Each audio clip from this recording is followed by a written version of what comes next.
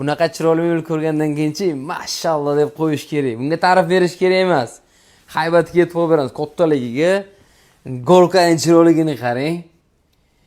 Har doim aytaman, deyarli tutilmagan degan mebel mana shunaqa mebellar bo'ladi. Bizda bu mebel o'zida sifatli mahsulot olib chiqishga har doim intilamiz.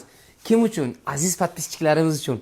Mana shunaqa mebellar zo'ri, siz uyingizda bo'lish xohlasangiz, bizlar bilan har doim ham nafas bo'ling. Bitta like bo'lsa tanishga tez jo'natib qoling. Kattaligiga ahamiyat bering. Kichkina bo'lib qoldi, mana to'g'ri, oldina qarang.